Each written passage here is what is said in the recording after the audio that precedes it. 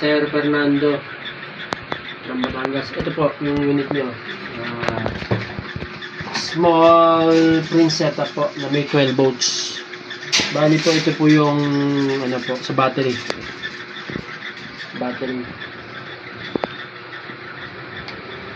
Ito pong red, positive. Ito po yung negative, yung black. Bali po, ito yung kanan na sa battery po. Itong breaker na ito. Makita nyo naman po sign battery. Ayan po, may nakalagay po dito yung battery. Una nyo pong kakabit ang battery. Ito po yung plus, yung red.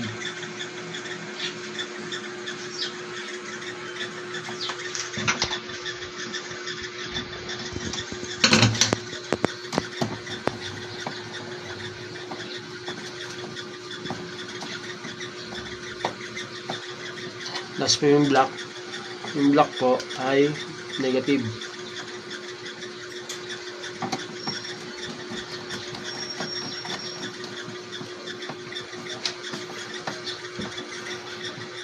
Kung nakikabit nyo na po yung battery, on nyo na po yung battery. Gana na po. Bali po ito, pag nag 12.5 po, saka lang po gagana tong inverter. Saka iilaw po to. Mga 1 minute po bago uminaw. Pag 12.5 tapos ito po ay umilaw, gagana na po to. Ngayon po hindi po gagana kasi hindi pa nag-charge. Wala pa yung panel. Isunod natin yung panel. Pagka bukas na pong ganyan, okay na po. Na-open nyo na. Panel naman po. Ito pong kaliwang breaker. Ito po yung sa panel. Red po. Red.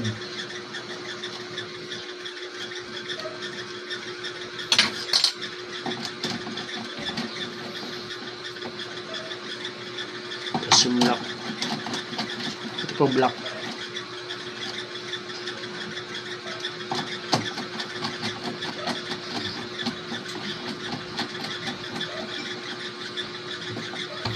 Siguraduhin nyo pong mahigpit para hindi po mag-loss connection. Pag nakikabit nyo na po, on nyo na po. Yan, makikita nyo po may sign ng charging. Yan, nag-charge na po siya. Ito po yung charging sa gitna. Yung may sign ng panel 0.2 amperes. Ayan po yung charging. Ito po yung percent ng battery. Ito po yung volts ng battery. Pag iilawin nyo naman po, press nyo lang po itong gitna. Pinut nyo na isang beses. Yan po, magbiblink po yan. Yung, kita ba? Magbiblink po. Pag nag-blink na po, pinutin nyo po ito. Hanapin nyo po yung manual. Pagkatapos po ng manual, pinutin nyo yung isa uli yung gitna. Yan, ito po. Yung kanan naman po, pwede nyo pinutin. Patay. Pop on nya. Para may ilaw po ito. Pop on ng ilaw.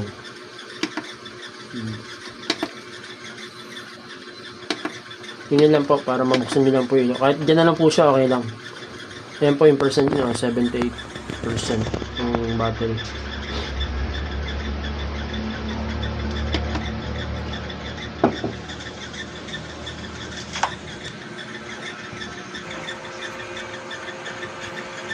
Lapit mo rito.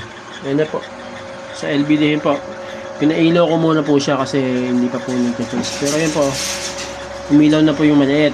Ibig sabihin yan, gagana na po ito. Yan, gumagana na po yung inverter. Yan, meron na po supply ng 12 volts. Kaya, gagana na po yung 12 volts yan. Ito po 220, gagana na rin po yan. Papakita ko lang po sa inyo. Sa 12 volts. Ito po, 12 volts po. Puro 12 volts po ito. Hindi po makaka-ground to kasi 12 volts lang. Ito po yung positive, negative po ah. Yung positive po yung may red ah. Pag sa 12 volts po ang ginamit nyo, positive, negative po yan. Yan. Hindi naman po nakaka-ground nyo kasi 12 volts lang.